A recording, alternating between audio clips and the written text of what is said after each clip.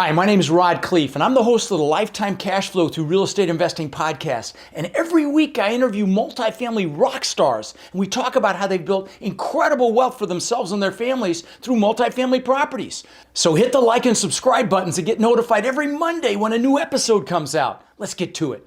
Welcome to another edition of Lifetime Cash Flow Through Real Estate Investing. I'm Khleif, and I am thrilled that you're here. And you're really going to enjoy the gentleman I'm interviewing today. His name is Charles Bulthuis, and he's a real estate broker. He is the president and founder of Reformation Asset Management. He's a veteran. Thank you for that, by the way. And he's a residential specialist. I didn't realize this was a designation, but he's an Accredited Buyers Representative as well, which is cool, and an Honorary CCIM. He's close to getting his CCIM. So we're going to have a wide-ranging conversation today, and I'm very excited to get into it. Welcome to the show, brother. Hi, thanks for having me, Rob. You bet, you bet. So why don't you, do a much better job of defining who you are, where you came from, why real estate. Just give us a high-level overview of where you came from and bring us current. Well, real estate was an accident. Really? When I left the Army, I was supposed to attend San Diego State and go into marketing. And when I went to enroll, the box for my Army GI Bill had not been checked. So they said, you can't receive the GI Bill. And I said, oh, crap, I've got to find a job. So back then we had newspapers, remember? And right. I got the newspaper and I circled a few things I thought I could do. I left messages. And one of the ads was real estate brokers needed will train. Wow. And the manager of the brokerage called me back before the head of the security guard company. So I went in and I interviewed. While I was in the interview, he was telling me how hard the job's going to be. And this man walks in with monogrammed sleeves and cufflinks and shiny Italian shoes and speaking to the broker with his hands, and he leaves. I'm like, who was that guy? Is that your boss? No, that's my number one broker. I'm like, oh, well, what does he make? He said, well, he had a really bad year last year. This is 1992, and he said he made $300,000. He said that Rolls Royce Corniche, he bought that from Mike Ferry. I'm like, who's Mike Ferry? I even know who Mike Ferry is. So I said, okay, I want to work here. Wow. And he started training me, and I worked real hard at learning how to do the business. And this was in San Diego? This was in San Diego in 1992. 92. And I worked residential real estate and had 1,300 closings. Wow. Before I decided that I didn't like arguing over garden hoses and washing machines, and decided I wanted to move into multifamily and commercial. So I also felt the recession was going to go. So in 2000, I switched to commercial and multifamily. 2005, I was getting very nervous about the trajectory of the market in San Diego and how overpriced it seemed to me. And I started looking around the country for different spots that matched the metrics that created the growth in San Diego. And of the 5 cities I looked at, Raleigh-Durham was the one that had, to me, the most opportunity. And so I took my general contractor, who was working with me flipping houses and doing rehabs in San Diego, and I brought him with me to look at it. He said, yeah, there's tremendous opportunity here. So we went back to San Diego and we told our families that we were moving, and I brought 5 different families with me, and we moved to Raleigh-Durham. And this is when? 2005. 2005, 3 years before the crash. Before the crash, yeah. So we started buying properties for $40,000 a door. We bought fourplexes for $80,000. No I kidding. mean, single-family houses for $40,000 and $50,000. Multifamily, $20,000 a unit. Wow. And so we bought 40 different properties. My general contractor's still with me. The wife's not. Wow. Wow, that's funny. Well, and probably because you were buying D-class assets, right? That was probably more than she could handle. I was busy. Okay. And she surely didn't want to see them. Yeah. And the divorce, she said, you can have them. Yeah, I bet she did. Well, I know, we talked about this before we started recording, and you really made a niche in the D-class assets, where you convert them. You take Right. you take a rough asset like that because, that kind of pricing, even in 2005, was really low. And I come from that background as well. I started with, I was telling you before we started recording, I remember buying a whole block in Denver, in Aurora, Colorado, actually, and the drugs were so bad that they blocked off the end of the street with concrete pilings just to slow down the drug traffic, not to stop it, just to slow it down. Yeah, but it is a lot of potential for cash, but it's a lot of brain damage. So maybe you could speak to that a little bit. My general contractor was rehabbing a fourplex we bought, and while he was in there, the SWAT team rolled up and threw concussion grenades in the building across the street. No kidding. Wow. And he dropped to the ground and called me. He's like, what the hell did we buy? Right. But that property at the time rented for about $300 a door. And right. I think we paid $78,000 for the building. That building is in escrow right now for $650,000, and the rents currently are $1,250 a month per door. No kidding. And so that's an example of the possible upside. Yeah, when you can buy the ugliest property in an area that's gentrifying and improving in that, and I had that same thing happen in Denver, where I would buy. You could buy whole blocks in downtown Denver for $20,000 a door, and these were 2-story antebellum houses that are 1.2, 1.3 million right now. So that's what's possible, but it is painful. I mean, you can deal with a lot of crap when you're buying that kind of stuff, but the money can be good, obviously, which is what you've done. So do you look for a rough property in a better area? I look for the worst property I can in the best neighborhood I can find. Yeah. And that exists there in Durham. It exists. Wow. And in Chapel Hill and Raleigh. Wow, that's crazy. I'm surprised that those deals are still there. They're because still there. Yeah, that's They're awesome. hard to get at. And so Sure. like the 2 ones I'm doing right now, one of them was 96 doors in an existing condominium community. I see. Not one of those 96 doors are owner occupied. In Chapel Hill, median rent $800 a month. Surrounded by student housing that rents for $1,000 a bedroom. Wow. So we're picking them up for $135,000 a door, rehabbing them for $100,000 a door. The condo value upon completion is $400,000. Really? Really. So you're gonna have $235 in each one, and the completed value is looking like $400. But it was trying to buy all 96. One man had 68, which was huge.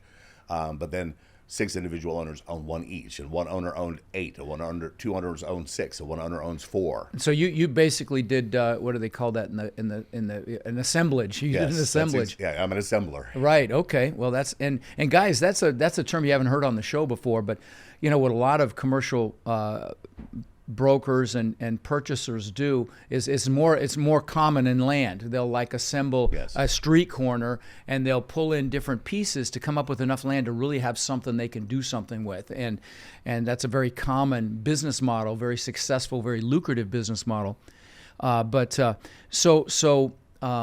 You also, I know you're a general contractor. You're starting, and you got that so that you could do these renovations, and you're in the midst of one right now. Is it the one you just described? Those 90? That is one of them. I have 2. The other one is 108 doors. That was also condominiumized, not occupied by any owners. And there were 6 buildings of 18 units each. One woman owned 3 buildings, and then 3 other owners owned 1 building each. I see. So I assembled all 108 doors there for about $9 million. The rehab there is just over $10 million, and then the resale value is $32 million. Wow. And you're just going in and just completely gutting them and redoing them? Is that all the way down to the slab is the stud, jackhammer out the slab, putting all brand new waste and water line. We're putting water lines above and sewer lines Holy below. Cow. Then we do the hurricane bolting, and we do the seismic strapping and the bolting to bring that all up to code. And then inside we're putting in bamboo floors, quartz countertops, curved tubs with glass doors, and LED mirrors. Holy we're cow. Putting in nice high-end things. And the area supports this kind of upgrades. It does. Wow. And because I'm able to resell these at $285,000 each, and with the 2-1 buy down, the monthly payments the PITI HOA is $1,650 a month. Wow. And that's the equivalent of what the rent would be for a similar product. And it's only 10 minutes from downtown, 2 minutes to the highway. What is your projected timeline for these, to start selling units? We will go on the market next week. Really? Yeah. So you're going to kind of do it in phases and start selling as you get some done? Yeah, we own a property management company, and that allows us to start the vacating process and go through that and create a situation where we have a viable construction zone. And then once we have a viable construction zone, we can start working on that section of the project. And then we vacate properties in advance of moving the construction forward. Bless you. Thank you. Yeah, sorry. So just almost similar to what you do in an apartment complex as you're renovating units. You vacate them out, you get them going, you re-rent them, and go on to the next set. That way I'm not removing all the cash flow from the owners. Both of those projects are buy, renovate, and sell. You're going to basically individually sell them. Are you doing any buy and hold stuff? So, yes, there's other properties that we've bought. Buchanan is a street in North Durham that is about 6 blocks from the Duke campus. And I was able to buy a half acre of land by buying an assemblage of property that gives me the ability to put up student housing. And there hasn't been a half acre available on Buchanan since Eisenhower was president. Wow. And now we'll be building out 67 doors on that property. Wow. And that will allow us, 67 rooms. Beds, on that yeah. I property. was going to say, man, that's a lot on a half acre. That's Okay, a right. lot. So you're going to do like 3-bedroom units, common area, things like 4-bedroom, 4-bath. 4-bedroom, gotcha. 4-bedroom, 4-bath, love it. And then we're going to build them on podiums with parking underneath. Okay. And then this will be student rentals for the Duke University undergrads. And he will hold. That's a whole property. So that's a Class A like property. 18 units basically on that half acre. We have the ability to build units. an ADU as well. So we'll build an 800 square foot ADU on the same footprint, and we'll have an additional 2 bedrooms there.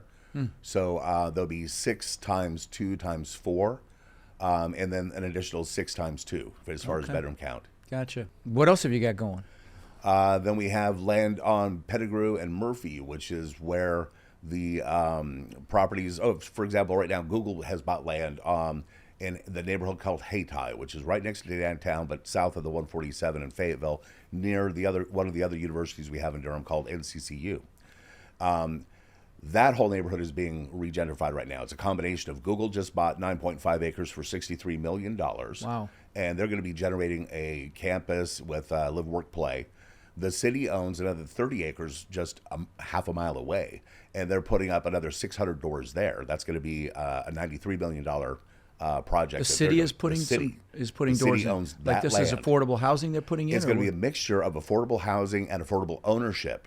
So Interesting. some people are going to be buying, some people are going to be renting, but then there's also going to be office, and there's going to be daycare. So it'll be mixed use. There'll be a lot of mixed use there, but the Exactly. city is doing it. Interesting. But I moved clients into that neighborhood over the last 5 years. I knew this was coming. So we control 30 acres in that neighborhood, my clients and I. No kidding. Okay. Like land. Like land. Okay. Or properties that we could knock down and assemble. Right. Fantastic. Well, it sounds like you're really up to speed on what's happening in that marketplace. You've lived there now, what? Almost 20 years. 20 years, yeah. Well, that's fantastic. And it sounds like there's a lot of opportunity there. I'm intrigued, candidly. I wish there was opportunity here in Sarasota. It's just so crazy here. It's just not here. But so I know that talk for a little bit about what CCIM is. My brother is a CCIM, and I don't get CCIMs on the show very often. And for those of you listening, it's a really prestigious designation that takes a lot of work to get. And I took like 1 or 2 courses. My eyes crossed. I'm like, screw it, I'm not doing it. But talk about it for a minute, would you? CCIM stands for Certified Commercial Investment Manager. And it's basically an individual goes through the process of learning the metrics associated with determining real property valuations along the entire spectrum of real estate opportunities. So whether it be land development, office, retail, multifamily, and then whether it's own to build or build to suit, leasing, all the different varieties that are associated with the convoluted forms of real estate ownership and usage. Right. They teach you how to do it. So there's a lot of math and a lot of law. Yeah, which is why I failed the math part. I took the short bus to school for math. I can do it, but I just don't love it. That's all, and I mean, I can read a P&L and look for anomalies and everything else, but it's just not my love. And I tell people, in this business, play to your strengths. My strength is communication and management and asset management. So in this journey of yours, did you have any mentors as you were progressing here? I've had several mentors during the course of my career, and the one that has been the most transformative is somebody I met about 8 years ago, and he's been an investor for about 25 years. Very interesting man by the name of Ken Gorfgold. He has a PhD in Romance languages and plays the piano. Wow. And brings ranked pianists. And he was a mentor for real estate. Exactly, right? Interesting. He loved, he plays to his strengths. So he's writing a poem on a Spanish, or anyway. What? He loves that kind of stuff. Right. But how he makes his money and his other passion is real estate. So he supports his passions through real estate. Exactly. Right. So he hasn't had a real job in 25 years. But I built my business in North Carolina by sending out postcards. And he received a postcard in his mailbox that called me up at 9 o'clock on a Friday in the evening. And I'd had about 2 bourbons, and he decided he wanted to play Jeopardy, and I decided I wanted to answer the questions. Oh, that's funny. So we did about a 2-hour interview, and he said, well, you know what, Charles, I think I'm going to give you a try.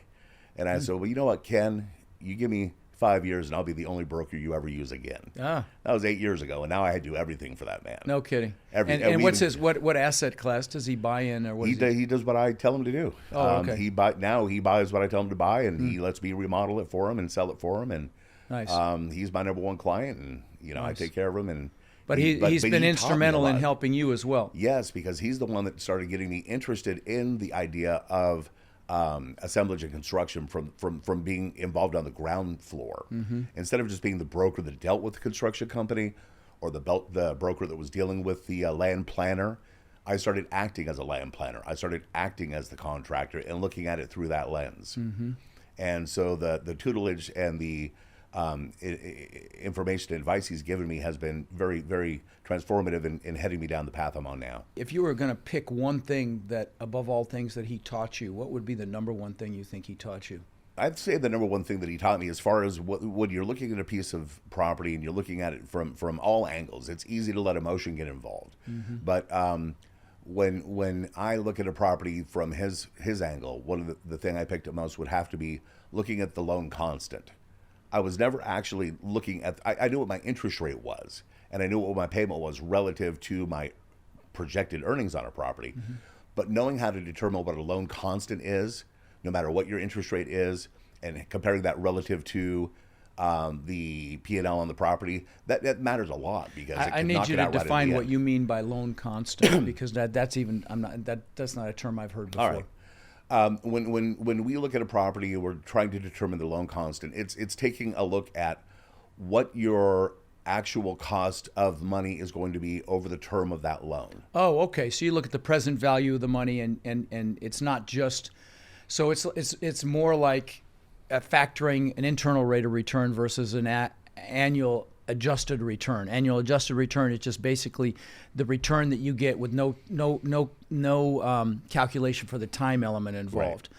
So the loan constant speaks to the impact of the debt, right, with time involved. As your assets grow and you start dealing with lenders, the number of lenders that will work with you gets smaller and smaller and smaller. And so what they're looking at is not just the debt service ratio of the property, right, but they're looking at your assets relative to your debt. And they're looking at your cash outflow relative to your income from a much different lens. And each bank is going to have their own, those types of banks are going to have their own lending criteria. You're not falling into a box for Fannie Mae and Freddie Mac. Right. Interesting. So in this journey, this real estate journey of yours, talk about some of the epiphanies that you had as you were growing. You're like, okay, you come across that, you realize something, you're like, now I get it. Talk about some of those. Well, this might be a little political. Okay, that's all right. All right. Growing up, we were poor. We lived in a tent for a year. We didn't have anything, and we lived in a neighborhood that we shouldn't have been able to afford to live in, because a landlord gave my mother reduced rent because she had property management experience and she could manage his properties in the area. Well, then when he sold that property, the new buyer was going to knock them down and build condos. So I'm, 10, well, what was I, maybe 12 years old, I'm learning the word gentrification. Then we get to watch Boys in the Hood and we hear about gentrification. And then I'm a real estate broker and I'm in Durham and I'm knocking down the houses, or I'm reconverting apartments into condos, and I'm now the regentrifier. And that was an epiphany for me, where I realized that I'm not, in these people's eyes, I'm not the good guy. I'm actually the bad guy. To my clients, I'm the good guy. But to the people that are worried about the cost of living, people that are being displaced and complaining about the high cost of rent and so on and so forth. Yeah, I get it. I get a lot of hate. I mean, when you become a thought leader, you get a ton of hate. And I can't tell you how often I get hate from people that, are upset about rents going up, or, landlords in general. And, it's I think, but I will say this, and if you don't like it, then stop watching me. But, I think that we've got a pretty entitled young group right now. I think, I think the younger generation, there's a lot of entitled there. And, I really believe we live in the greatest country on earth, and you can create whatever level of wealth and success you want in your life if you're willing to do it. But, if you're relying on the government or other people to achieve that level of success, then it's not going to happen. So again, if that pisses you off, then go watch somebody else. But that's how I feel, you know. Yes. And I think there's some, what is that quote that, you know, hard times create strong men, and then good times create weak men, and it goes on from there. But I think it's absolutely accurate. So let me ask you this: what do you enjoy the most about what you do? I enjoy taking something that nobody wants and everybody complains about and turning it into something that's really nice. That's a great answer. Love. That's a great answer. What would you say is the most challenge? And I totally connect with what you just said. When you can take something that's just a piece of you know what and turn it into something awesome. Yeah. I mean, with the amount of money you're spending on your CapEx, I can imagine the level. I mean, what you just described is extraordinary. You're actually tearing the concrete floors out to put. You know, I mean, that's taking it to a whole nother level. What would you say is the most challenging part of what you do? The planning departments, the bureaucracies. Oh, good God, yes. Oh, jeez. Yeah, they're intense. Oh my God. We go to Duke Power and say, hey, Duke, what do you want us to put in here as far as our troughs and our meter bases? And they tell us. We put them in. And then the city comes out and inspects, and they say, well, we don't want those. Right. So what do you want us to do? Well, you have to take them out. But then Duke won't hook up power unless we have what they want. So what do we do? Oh, geez. You know, I have to tell you, and guys, if you're listening, if you ever communicate with the city or the county or bureaucracy in general, and I'm sure you agree with that, make sure any conversation that you have, you reduce to writing and you confirm with an email or a letter that, hey, this is what we discussed, this is what we agreed on, just want to confirm so there's no misunderstanding, that I didn't mishear something. Because I'm sure you've encountered, Will, they'll say, yeah, I said, you said this, and they're like, no, we didn't. No, this is how you do it. The head of the planning department said, tear up the plumbing underneath the slab, but tear up the slab, but put it back exactly the way it was. So my plumber did exactly that. Well, what was there before isn't to code today. Oh, jeez. So the head of the planning department says, well, of course I don't mean not to code. Well, then what do you mean by exactly the way it was? Wow. Yeah. And that communication, again, is not only challenging, you'll have people roll in and out of these departments as well. And if you haven't documented what was agreed to, and this isn't ask me how I know. When I do my boot camps, I actually give away shirts that say hashtag ask me how I know, because I've made every freaking mistake you can possibly make. But if you really want to be challenged, do historic properties. Oh God, I know. Jeez, I had antebellum properties in Denver. You know, I mean, beautiful fireplaces. You know, those things they sell for thousands of dollars. I remember that. I remember we looked behind one of those fireplaces once, and we found 2 Civil War uniforms. I mean, this is bringing a memory, the fact you said that. Yeah. And they crumbled when you touched them. It was really, this was in Denver.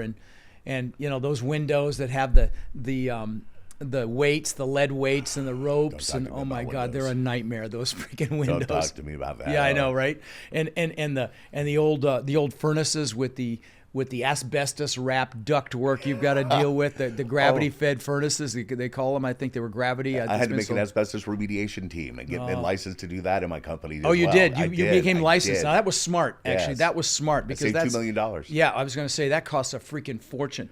So you have to when you're dealing with asbestos, you have to create that containment zones with the negative, where you're testing, sucking the air out. You're sucking the air out with fans and stuff. Yeah, it's a pain. And guys, if you ever find a property that's got asbestos, do not buy it unless the seller hires somebody licensed to remediate it and does it before you screw with it. You know, unless you're going to take it to a whole nother level like Charles has here, which I'm not sure I recommend unless you're going to. Yeah, I'm insane. Right. I mean, we did the same thing with mold on an asset we had in Shreveport, where I literally hired mold. I purchased mold remediation equipment and the scrubbers and the suits and the I got the Tyvek suits and the respirators. All of that crap. All of that. Yeah. And sometimes, you know, of course that saved us tens of thousands of dollars, But anyway, so let me ask you this. You know, I have a lot of aspiring multifamily investors that listen to the show, and, you know they need to go do something and take action and make something happen.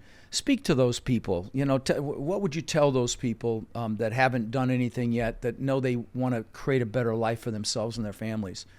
it's like being a real estate broker. You need to educate yourself, right? But you don't want to over-educate yourself to the point where you scare yourself away from acting. Oh, good answer. And that's a lot of, we have a lot of analytical listeners and they have to check off every single box before they make a move. Yeah, that's a good answer. I have engineers, a lot of engineers, and they're the clients that want to overanalyze everything. Right. And they create the software spreadsheets that are supposed to be for a P&L. Right. And it's like, I've never seen anything that's that ridiculously in depth. Yeah. And that's overthinking it. You can't do a 20-year projection on a property. You don't know what's going to happen in 20 years. Right. I told everyone that Putin was going to invade the Ukraine, but how many people believe me? Right. So if you planned for it, you were good. But if you didn't plan for it, you didn't know. Right. And so when the meteor strikes, or who knows what's going to happen, you just don't have any idea. Right. So put a plan together that makes sense on the front end, because you're going to change the plan anyway. Things are going to change along the way. Be adaptable. That's a huge factor. Yeah. You've got to be resilient. You've got to be able to adapt. And you have to be able to constantly be educating yourself. I say get educated on the front end, but don't overthink it. Don't spend too much time aiming. Eventually, you have to pull the trigger. Yep. But once you pull the trigger, remember, you're going to keep pulling that trigger. And you need to keep that learning process. And you need aiming to keep, is the learning. That's right. The learning. Yeah, that's absolutely right. Learners are earners in this and any business, frankly. And I continually go to boot camps and things like. I've just at one this last weekend, 2 weeks ago. 2 months ago, 3 months ago, I probably spent $600,000-700,000 on my education, non-college education, because it's a continual process. So let me ask you this: as you're doing this business, you've built a team. I take it, yes? Okay. Talk about putting a team together and what you've done over the years. Maybe some of the missteps you've made. Some of the great moves you've made, maybe some of the things you look for. Talk about putting a team together, if you would. I'd love to hear your thoughts on that. I'm accused of having a too big a heart. So I give people opportunity, especially if they're a single parent, somebody that's had some struggling. Me too. And if they aren't up to par, it's hard for me to say, I've got to let you go. Yeah. So for me, I need to have somebody that does that for me. Because I don't want to be that bad guy. I've got enough negativity in my life. I don't need to see that. But what that person boils down to is the key person you need. You need to have a right hand. Yeah. Somebody that's going to take care of you, that understands, when you need lunch and you don't have time to get lunch, they get you lunch. But they also understand that, your real estate licensing process. And they've just got to be able to jump into everything. So was this like a COO, or is this what would you call her? I'd call her the luckiest find in my life. Yeah, she was admin at the real estate brokerage I started at in North Carolina when I needed 2 years experience before I could start my own company. Oh, wow. She was the admin at that company. She'd been a business owner in her past. She's mature, knowledgeable about the area. Family has roots and history in the area for generations. So when I hired her, she is like a mother hen. But she's also, very capable and knowledgeable about the field that we're in. Yeah. So now she's my HR, and she handles, my insurances and just all the things I don't have time to deal with as a business owner. Yeah. I've got, 17 different vehicles that have to have insurance, and then we got to put GPS trackers on them. Oh, that's the other guy, a tech guy. I have to have a tech guy. I can't deal with that stuff on my own. Right. I still wish we had newspapers. Oh, that's funny. Yeah, I can't spell the word technology. That's why I've got Matt and I've got other awesome rock stars. So you're looking for people to fill the holes you have. Yeah. Henry Ford was an amazing I automotive love engineer. his example. Yeah, talk about his example. He was my guy. Yeah. He said, I can answer any question that anybody has about how to run this business. Right. And they set up the giant press. They had a bunch of reporters come in, right? Come in and, interview him. They've got a list of questions they're going to ask. They're going to trip him up, try to screw him up, which of course the media wants to do anyway. They want to see the mighty fall. Right. And Henry Ford has 7 phones on his desk. And the first question asks him, the first reporter asks him a question. He picks up the phone, calls his accounting department, and asks them the question. They give him the answer, and he repeats it to the reporter. Right. They're like, well, that's not fair. Oh, he said, exactly. I don't need to know everything about everything. I just need to know about what I know, and then hire people to know everything I don't know. Yeah. Yeah, I love that example. I love that. That's a very famous example. I love that. So I'd love for you to share a war story. When you got your ass soundly kicked. And I mean, you know, if you've done it as long as I have and as long as you have, there's a bunch of them. But pick a good one that may have a lesson in it. You know, that'll be a lesson for my peeps. Wow. Well, that's hard because there's so many different kinds of ass. Yeah, kickings, yeah. you know? So yeah, exactly.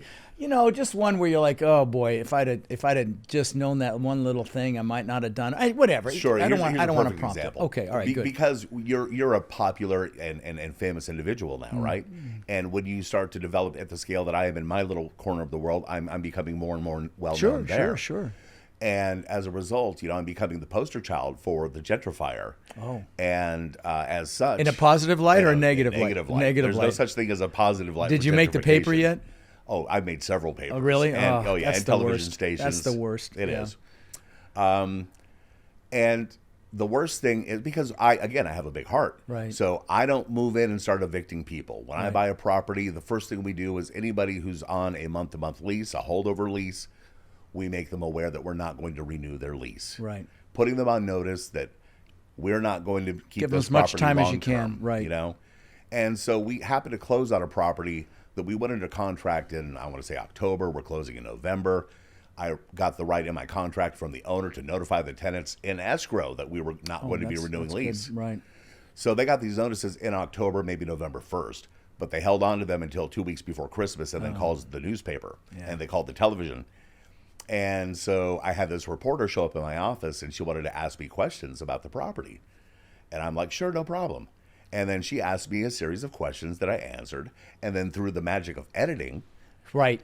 when it aired on television, it was not exactly what It showed you in the Santa suit with horns, right? Yeah, I think it was more like the color green. And I had a little doggy pulling my sleigh. Right. You Oh, know? damn. And, you know, gentrifying white man kicking black families out of their homes at Christmas. They had to go to race. They had to go to race, too. Directly to race. Yeah, that's a shame. And it's horrible, you know, Yeah. because I grew up in those neighborhoods. I served in the Army for 6 years.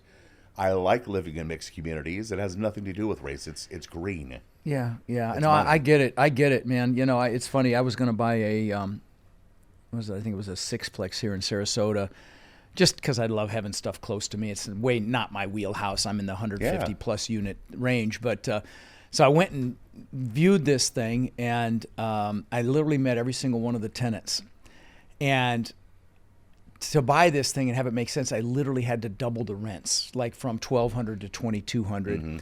And I actually backed out. I just after I met them and stuff, I couldn't do it. Yeah. So you're stronger than I am in that regard. I had to back out of the deal. Unless somebody else did it and threw them out, I'm sure. But Of course. But you know, And that's what's going to happen. yeah. And my wife's like, oh, you're a sap. But you know, I couldn't. Well, do that it. reporter kicked my ass. Yeah, did they? Yeah. And you know, I've had that happen to me as well. It's no fun. And you know, people think that the media is a public service organization. They're not. They are for profit, and they only make profit if they scare the crap out of you or they startle you, and geez, you don't even know what to believe anymore. It's a combination of selective information. Oh yeah, and of course, you know, without getting too political, there's certainly a whole political component to a huge political component to it as well. But so let me ask you this, and this is usually one of the last questions I ask, but I'm nowhere near done. But if you could go back in time and tell your 18-year-old self something about real estate, you know, what might you do differently, if anything? I would not change the fact that I served in the Army. That was very productive and informative for me. Right. But I would definitely plant the seed that buying savings bonds instead of investing in real estate was not the right answer. Oh yeah, but that's what you got sold on, Uncle Sam, with the picture of Uncle Sam. Buy a savings bond. Every two. Because your parents probably did that, right? No, the Army just said, "Hey, well, withhold part of your check." Oh, okay. You know, and so after 6 years in the Army, I had all these savings bonds. Right. But if I had instead been investing in real estate in Denver when I was stationed in Colorado Springs. Wow. You were in the Springs. Yeah. Wow. You know, that's my old stomping ground, by the way. I used to own 500 houses in Denver at one time. This is painful. If I still own those 500, I would be netting, bottom line net, $1 million a month right now. Oh yeah. But these are all seminars. I call them seminars. They're not failures or anything like that. I sold all of those to buy here in Florida. Yeah, but you know, I would have never met my wife if I had done that, and I'd give it all up again for her. So, But let me ask you this, was there any fear when you first start going in real estate, or can you think back to times where you were going to do a larger deal and like, oh man, you tightened up and there was some fear involved? No, none of that? No, I was airborne, air assault. Okay, so screw it, badass. I'll just do whatever I have to do. I just feel like if there's a problem, I'm going to fix it. Oh, we've got asbestos. Let me create an asbestos remediation division. Okay. Well, did you have any failures? Like not just that was obviously a negative experience you had with the media, but any actual failures that may have set you up for future success? I don't know about any. I mean, other personal failures, sure. Okay, well, the divorce and stuff. Yeah. Okay. What do you think is the and you've done so many different things, so you could answer this from any segment of your experience, but what do you think is the biggest challenge you've ever overcome in this in this journey so far? Again, that's going to be staffing. That is so hard. That's such a great answer. Every business is nothing but people and systems. You get the right people, you get the right systems in place. There's no such thing as a self-made man. Yeah. You only become successful with the support and help of others. Agreed. And if you can't build that team around you, it's just going to be hard. Agreed. If you can, if you want to be wealthy, make other people wealthy. Exactly. Yeah, I love it. This is completely off the ranch, but if you could teach school children something that's not being taught. Do you have kids? Yes. Okay. How They're old? Adults. They're adults now. Yes. Well, if you could teach them something or wish they'd have been taught something, what might it be? There's no such thing as a participation award in life. Oh God, don't get me started. And that's so common now. Yeah, it is. You don't get rewarded for showing up. Right. Showing up is required. How you perform is what you are graded on. Yeah. I couldn't agree more. Yeah, I couldn't agree more. Accountability. I mean, we can go on and on. No, keep going. I'd love to hear some more because that one's an obvious. I don't know. I don't like. That's not my job. Oh, yeah. I don't. No. You shake your head. That means we're claro. We're 100%. You get it. Mm-hmm. If you don't understand, don't shake your head. Yeah. Because I could explain it to the point where you get it. Right. But if you walk away and you don't get it and you try to do it, and you do it wrong. Now we're in a spot that I don't want to be in. And that's the problem. I don't get in trouble for things I do. I get in trouble for things that other people do when it wasn't done the way I said to do it. Mm-hmm. Mm-hmm. But you can't watch everybody 24 hours a day. Right. So you have to have good people around you that aren't falling down, that aren't messing up. Now, to push back a little bit, you also have to have the mechanisms in place to make sure they are completely trained and up to speed and have some sort of an accountability framework. But you're right, and you're absolutely right. That is the biggest hurdle, I think, in any business is the human resources. It's the people and finding and interviewing. I don't know about you, but I've interviewed hundreds, maybe thousands of people. Not thousands, hundreds. I've made tons of mistakes, in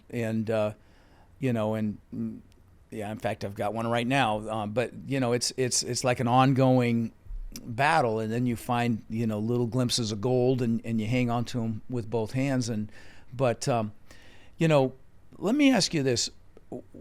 Why do you think people give up that get into real estate? So I'm sure that you're hit up a lot. You're successful in your environment. Do you show up at meetups or any groups in Durham? Do you? I don't. No, you don't. So you don't have people come up to you and say, "Hey, can I take you to lunch and have you show me what you're doing?" Okay. And so you're connected in that environment in Durham. You know who's working, who's doing things, who's not. Why do you think people give up or fail in this business? Oh, there's so many different reasons. Well, give first some. of all, it's hard, right? Yes. If it was easy, so it's easy to get into real estate if you're going at it from the licensing perspective. You can get a real estate license fairly easily, right? And then of the people that North Carolina, for example, they pride themselves on having the most difficult real estate exam in the nation. I think Florida could give them a run for their money, but okay, yeah. So you have to 50% of the people to take the test fail, right? And then out of those 50% that get a license, half of them are gone in the first 2 years. Right. And then out of those, just it keeps dwindling to the point where you've got 30 or 40 years in the system. They give you awards and pins. Right. Because you weren't supposed to make it that long. Right. Now, the number of people that made it that long and it was the household's primary source of income is even that's more really few, small, right? Yeah, because it's feast or famine in that business, exactly. And unless you've got an incredible system put together, you've got a team where you're not just, you're not just dealing with the people that you've signed up, you're still filling the funnel, and that's the biggest problem in that business. And a lot of quote unquote self-employed businesses, contractor businesses, you get the business, then you focus on delivering on that business, and you forget to continue to get business. Yes. And so, Yeah, that's interesting. So what are you not great at in the real estate business? I don't have a lot of experience dealing with leasing, commercial real estate. I haven't done a lot of that. I see. When you say commercial, you're talking like retail or industrial? Yeah, or retail, office? industrial. Okay. So long-term leases, Gotcha. triple nets, and Gotcha. I have very limited experience in that process. Gotcha. Okay. Yeah, and there's some real nuances to that. I mean, you can have what are they called? Percentage leases or revenue share leases. Revenue share leases, right. and then there's the TI on the front end, Right. and how you claw that back over the term of the lease. Right, and right. I just don't have experience in that field. TI's tenant improvements, in the office and other commercial environments, the landlord will very often make tenant improvements for you, but they got to recover that money, and that's got to be put into the lease. So yeah, that is complex as well, and the common area maintenance and how you allocate all that. Okay, get it. So this will be fun. Do you have any favorite and maybe even funny stories in some of the stuff you encountered in your journey? Like I've got some really funny landlord-tenant stories. Oh, yeah, those are the best. Okay, well, share some of yours and I'll share a couple of mine. There's the tenant that wants to do yoga in the nude in the apartment complex. I mean, and the only complaints are coming from the women that live in the building. Oh, that's funny. There's that. That's funny. There's the things where you shake your head and you go, oh my God. Yeah. And that's where, like, we're in construction, when you're digging a hole and all of a sudden you find something that's not supposed to be there. Or you're renovating a unit and you had a hoarder in there, or you had somebody that had 16 cats, which we have right now in our San Antonio asset. Oh, good God. Oh, yeah. Well, that's not even funny. Those are disgusting. I mean, right. We deal with the buckets of feces and right. Oh, yeah. All rotting that food in the refrigerators because they moved out and left it for 2 weeks. I mean, there's all that stuff. I'll give you a funny one. I'll give you two. So I had a house in Denver, 3,000 block of Columbine. I won't throw the address out there publicly, but it was Columbine Street in Denver. And I'm reading the paper one morning, the Denver Post, and there's a picture of my freaking house, okay? I'm like, I know that house. And the headline was "Making Money the Old-Fashioned Way." It was a 5-bedroom house, I think, 4 or 5 bedroom. Oh, and boy. The tenant said he was in the maid service, Yes. and he had a girl in every bedroom, and he turned it into a whorehouse. Right. And I had a partner in Chicago named Al in that house, and I called Al. I said, "Hey, Al, you own a whorehouse in Denver?"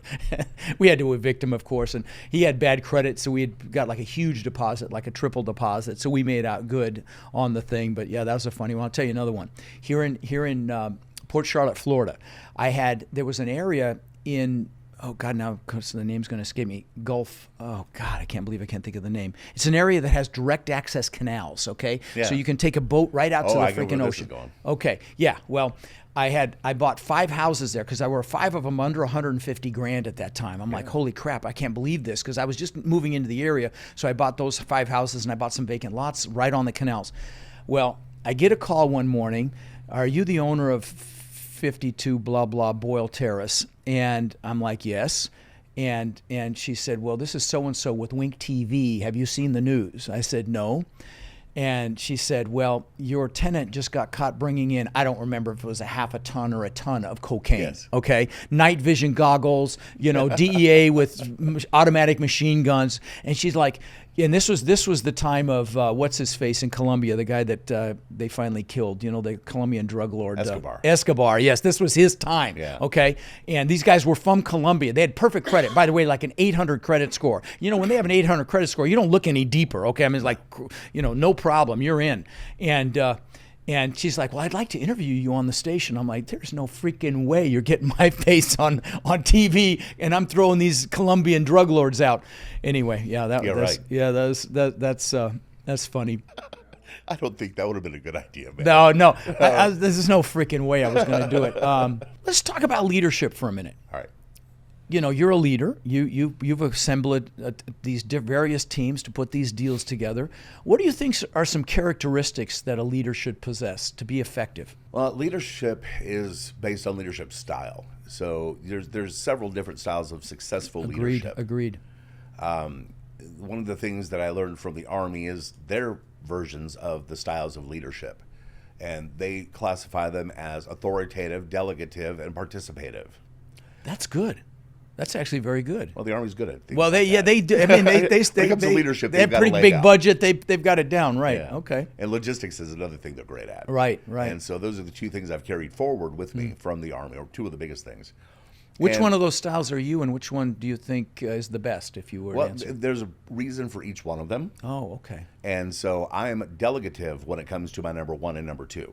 I delegate them a lot of different tasks that I don't want to handle, but are very important. Right. I'm authoritative when it comes down to dealing with my construction and my property management, because it's so vital that they follow the laws. And in construction, you build it right or it falls. Right. In property management, you follow the law or you're culpable to lawsuits. Sure. So I'm authoritative in those directions. I'm participative on the front end, teaching them how to do this. Oh, that's good. So, That's good stuff. That's good stuff. Yeah. You know, it's funny. Tell you another funny story. I have spent a lot of time in Tony Robbins' environment, the motivational speaker, and I went to his resort in Fiji. He had this event called Life and Enterprise Management, and it was all CEOs of companies. I mean, Fortune 500 CEOs. I mean, big money was down there. And they divided us up. There were, 40 or 50 of us, and they divided us up into teams of 4 or 5 people each, and we competed against each other. We did physical competitions, and it was dog eat freaking dog, let me tell you. And what was fascinating about it is you saw all 3 of these leadership styles, and you saw the authoritative, do what I say or else. You saw the delegator, and you saw the participatory leaders, and I hadn't heard it defined like that, but that's exactly what I saw. And it was, I remember we were playing volleyball, and I hit the ball wrong, and my pinky finger literally bent backwards. Sure. And there was a guy there, was a SEAL member. He was one of Tony's volunteers, and he grabbed my finger and he popped it back, and I'm like, oh, I was in a little bit of shock. And yeah, it was anyway, I digress, but that was no, it's important, because when the Army is trying to, or the SEALs, for the Navy, when I was accepted into Special Forces, so if I would not have chosen to get married and to get out of the Army, I would have been going off to the SFAS, Special Forces Assessment School. And you can watch that on the History Channel. They'll show you what the SFAS is. So for the period of time you're in at the JFK Special Warfare Center, a lot of the tasks they give you, aside from sleep deprivation and exhaustion from physical activity, they challenge you mentally, and they'll give you tasks that are engineering tasks. Here's a 50-gallon drum that weighs, hundreds of pounds. Here's 3 tent poles and, some and some wire. string. Now move it 100 miles. Exactly. And some teams just can't even get the machine built to move the barrel because they can't function. They argue, they can't communicate, right? So you get to see the differences between the communication styles, which is your specialty, and the leadership styles, and how to meld those. And then you get to see people will identify leadership, and they will react to leadership. And will they turn towards the leadership? Yes, they will. Yeah, interesting. The person that may be the most authoritative is not necessarily the one that they're going to turn to. Right. Oh, that's fascinating. I saw that too when I was in Fiji. I remember that as well. The ones that are screaming, trying to get everybody to do stuff. At some point, people started ignoring. And yeah, that's fascinating. Yeah, this is a very interesting conversation for me. I've really enjoyed that part. Although the conversation in general has been fantastic. That piece though was I really enjoyed that. And you learn from a conversation like that. You want to be the best leader you can possibly be, and you want to identify where you're not, operating in the most effective and supportive manner. So this is good stuff. Being a leader is about pride, but it doesn't have to be about ego. Right. Oh, good answer. So. Let's talk about the current real estate environment. Sure. We've been here before. Yeah. We have. Yeah, you and I have been here before. Yeah. So the Fed has basically said they're going to continue to raise rates. Yes. They basically said it. They didn't do it this time, but they're going to continue to do it, which to me is just astoundingly stupid. Okay. But what are your thoughts? My thoughts are that there's no such thing as new. Yeah. Or this time is different. Yeah. It's always the same. So when we started going in, first of all, the bull market on the bond, we ended that. How long have we been in a bull market on the bond for? 40 years? Right. And so when we hit zero, that's a reset. So you've got to go back through history and look at what happens after a reset. And so you can look at the 20s, which was very similar with the Spanish flu instead of COVID, and the war that wasn't paid for in World War I, and this time Afghanistan. And then it was women's suffrage. Now it's Black Lives Matter. I mean, there's a lot of dynamics that are very, very that's similar. fascinating. I've never even thought about those I can go things. deeper than that. Wow. And then you compile that with what happened during the Volcker years, you know, the 70s and the rising interest rates then. So I remember in 78, when I got in the business, I was 18. Interest rates were 18%. I remember doing freaking backflips when they hit 7 and 8%. I'm like, holy crap, 7 and 8%. You were still buying and selling real estate when they were double digits. Sure, I was buying houses when they were 18. When it was 18%. That's right. Because the numbers made sense. It's all about the numbers. This business is empirical. If the numbers make sense, it doesn't matter what the rates are. It just doesn't matter. So you're going to see a thinning of the herd. Yeah. There's going to be a lot of people getting out of the business. This is a reason, because it's feast or famine, and this is going to be famine. Right. And if you can adapt, which we talked about earlier, adaptability being a key factor, then you'll be able to learn to see where the next angles are and what the next opportunities are. Yeah. And the reason that you can still make money in that environment is because something we teach everybody but haven't really maybe thought about in a long time is that real estate is one of the best hedges against inflation. Right. Well, why? Because rents keep going up. There you go. Yeah, hello. There you go. So keep investing in real estate. It's okay. Yeah. What we do for a living, multifamily, is what's going to be the rock star. It really is. Yeah, it really is. Now, if you can develop land, that's really where I'm headed, actually. I just had one of my students send over a piece of land here locally today that I'm looking at. But that's really where I'm headed. I've got a lot of contractors out there in Durham that are charging $400 a foot. No kidding. To build multifamily. Oh, brother. And my margins are $160 a foot. No kidding. Yeah. Wow. I can make money at $160 a foot. Wow. So we've got lots of opportunity ahead of us. That's not with the land. That's over and above the land. That's the cost of construction, not the land. Right, gotcha. 160. It doesn't include entitlement. It doesn't include it doesn't include plans or permits. Gotcha. That's good. Are you seeing the cost of raw materials coming down still? Yes. Yeah. Not labor. Labor's not sticky. labor. No, labor's going up, but the cost of materials is going down. So here's a question I'd love to hear your answer to. You know, if you lost everything today and had to rebuild, you know, your business, let's say in a new location with no contacts. Let's add that twist to it. You know, no contacts from former partners, investors, and let's say you had maybe 1,000 to your name. Okay. Okay. What steps would you take to rebuild and why?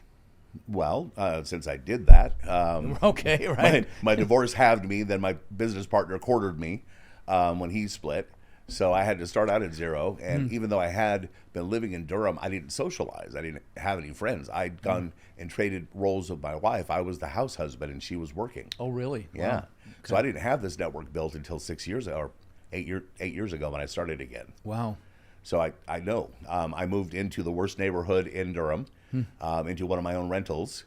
I bought a used Chevy Avalanche. I started doing I did all my own work on my own properties, whether it was the rehab or the management, the leasing, all of that. So it was a new area to me, but I could do it again. As far as just $1,000. Well, it's 5,000, whatever. 1,000 doesn't do much today, but just very minimal money. Let's just leave it at that. Yeah, I think that the key factor there would be that I would use that money to just make sure that I could go out. Well, to be honest, I'd look for a job opportunity. Right. I'd look for somebody that wanted my knowledge, that wanted to pay me for my knowledge, because at that moment, that's my asset. It could be consulting. Exactly. Right. Yeah. And offer them my knowledge in exchange for capital, and then utilize my capital to put myself into a business venture with other parties that I'm meeting, and then grow my ventures to the position where my holdings in the ventures are larger and larger. So what are you really excited about right now? So there was this house in Durham about a mile from downtown, a mile from Duke University, very prominent corner lot, half acre, built in 1901, cathedral pillars, wraparound front porch. Oh, cool. Just really classic Southern design. How big is it? 4,500 square feet. Wow. And 3 stories. Wow. And walk-in basement. Wow. So I bought the property, and it was a 5-plex. When I went to buy it, nobody wanted to buy it. It just needed too much work. It was a commercial property. So I got the landlord, or the owner of the property, to remove one of the tenants, and now it's a fourplex, and I was able to use my VA loan and buy it. With Oh, no no money kidding! down. Good Yeah, for you. yeah. Good for you. Because after the divorce, I had no house. So you hey, moved into it. I moved into it. Nice. And I had the whole first floor, 2,000 square feet, to myself. Wow. And spent about 2 years living in it, deciding how I wanted to remodel it. Can you stop for 1 second? Guys, I just want to point something out to you. So he saw, and this is very common with successful real estate investors. You see something, it's got hair on it, which is why nobody's touching it, and you just put on your thinking cap, and you came up with a solution that worked. And there are so many examples of this in this commercial real estate business, or real estate in general, where you can be a problem solver. So you saw a fiveplex, you know it had to be a fourplex to qualify as residential, so you could use your VA no money down loan to get that thing. So I just want to point that out to you. You know, very often people will look at a property and they'll pass over it because it at first glance it looks like there's no way they can do something with it. Right. But when you dig a little deeper, you're like, holy crap, this could really be a gold mine. So please continue. Yeah, converting it from a fiveplex took over from a commercial loan to a conforming loan. Right. And that would work for other investors. Right, You know? right. And then you're not looking at a 20-year amortization. No, you got 30 year and VA's no money down. That's It's right. incredible. Exactly. And working with those clients as buyers, as first-time investors, good market to go Oh, after. you bet. Starting in San Diego, I worked with a lot Oh, of of Navy course, Marines. of course out there. And so now that I've got this property, I've got to design what I want it to have, right? And I love cars. I'm a car nut. I can't tell you why they run, Right. you know. I'm not Henry Ford, Right. but I love the way they look, the way they sound. And so I want a 6-car garage, and then I want to put, offices And above it's the got garage. you're going to build a new 6-car Yeah, garage there's there. no garage there yet. Gotcha. And so then I want to put offices above the garage like you've got here. So Oh, great, cool. some cool stuff that I can do at home. Right. Then I want to have an indoor pool, resistance pool, and a spa. And I've got all these great ideas now that I've lived there for a while. Gate it, put a fence up. So you're going to do all this. I'm doing all this. Well, until I didn't realize it's on the National Historic Registry, which I qualify for everything I wanted to do to the property. What I didn't realize is it's a locally designated historic property. Okay. And so that put me under the purview of the local historic planning department. Oh, good God. Good God. Yeah. So I didn't realize that until after I spent $135,000 on windows, that I bought the wrong kind of windows. Oh, no. Oh, my God. And so